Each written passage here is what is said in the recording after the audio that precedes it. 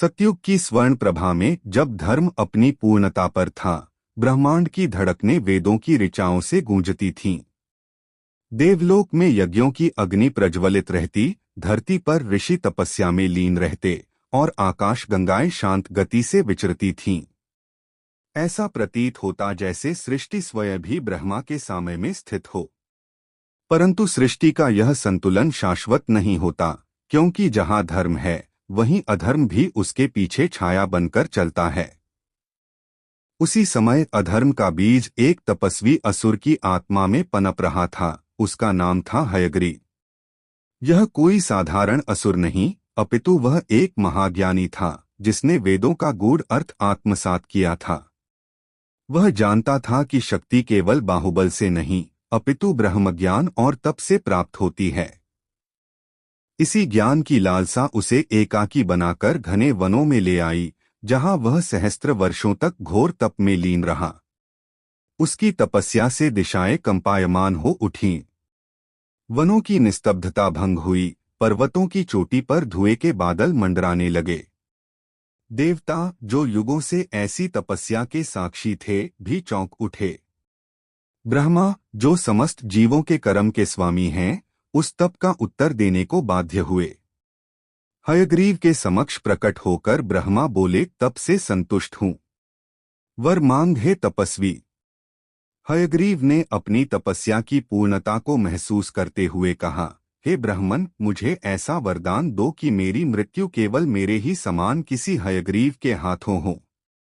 देवता, दानव, गंधर्व, यक्ष कोई मेरा वध न कर सके। क्षण भर को ब्रह्मा मौन रहे। यह वरदान सृष्टि की मर्यादाओं को चुनौती देने जैसा था। परंतु तपस्या के प्रतिफल से बंधे वे बोले, तथास्तु, और अदृश्य हो गए। उस क्षण हयग्रीव के भीतर कुछ बदल गया। उसके चेहरे पर अश्वमुख प्रकट हुआ, एक अश्व की तीक्ष्ण दृष्टि, फुफकारती नासिका और अग्निमय जिह्वा। अब वह केवल हयग्रीव नहीं, अपितु वह एक ब्रह्मदत्त अभेद्य रक्षक बन गया। परंतु इस शक्ति ने उसे अहंकार की आग में जला डाला।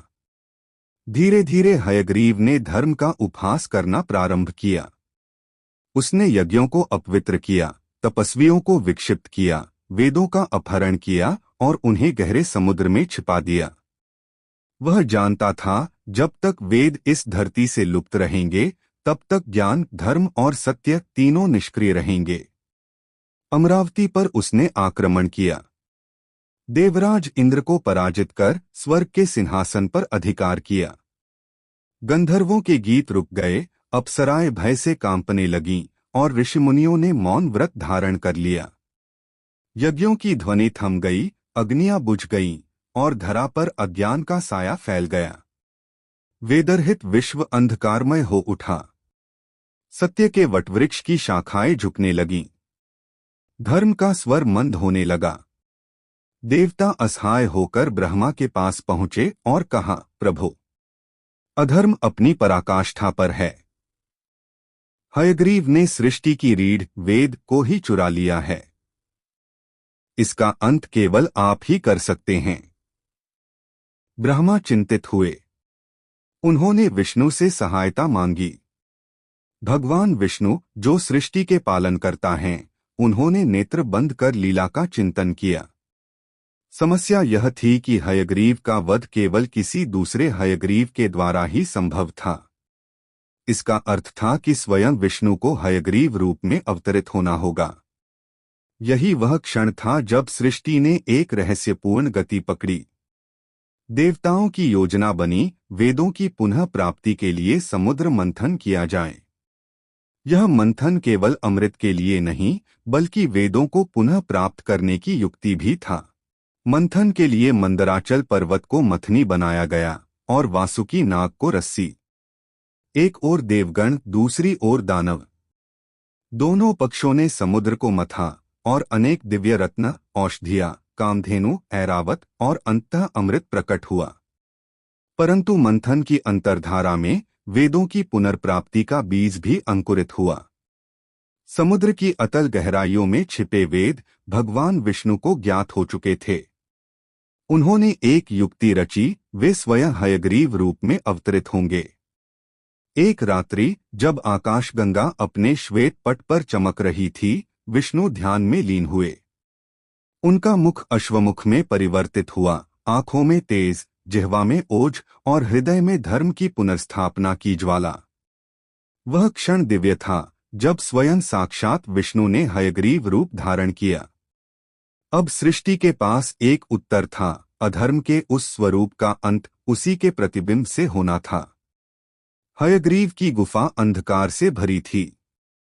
उसके इर्द गिर्द भय के तंतु लिपटे थे। जैसे ही विष्णु हयग्रीव रूप में वहां पहुंचे, पृथ्वी कांप उठी। महासंग्राम का आरंभ हुआ। दो अश्वमुख योद्धाओं के बीच संघर्ष प्रारंभ हुआ, एक धर्म का प्रतीक, एक अधर्म का। गगन चीरते उनके रुद्रनाद त्रिलोक में गूंजने लगे। तलवारें टकराईं, अस्त्र वस्त्र गूंजे और आकाश में बिजली सी कौंध उठी। हयग्रीव, जो अमरता के गर्व में डूबा था, समझ न पाया कि उसका अंत स्वयं उसकी ही प्रतिछाया से होगा। विष्णु ने उसके अभिमान को खंडित किया, वेदों को मुक्त कराया और ब्रह्मांड में पुनः धर्म की पताका फहराई। हयग्रीव की गर्दन से अग्नि निकली और उसका अश्वमुख ध्वस्त होकर गहन सागर में समा गया। चारों वेद आकाश में गूंज उठे, ऋग्वेद की ऋचाएं, यजुर्वेद के मंत्र, सामवेद की स्वरलहरियां और अथर्ववेद का तंत्रज्ञान सब पुनः ब्रह्मा को प्राप्त हुए। धर्म पुनः प्रतिष्ठित हुआ। यज्ञ अग्नियां पुनः प्रज्वलित हुईं। ऋषियों के तप से धरा पुनः पवित्र हुई। विष्णु अश्वमुख स्वरूप से पुनः अपने दिव्य स्वरूप में लौट आए। ब्रह्मा ने आकाश में उद्घोष किया, युगों युगों तक यह कथा स्मरणीय रहेगी। जब भी अधर्म अंधकार के रूप में उभरेगा, कोई न कोई हयग्रीव धर्म के रक्षक रूप में अवतरित होगा।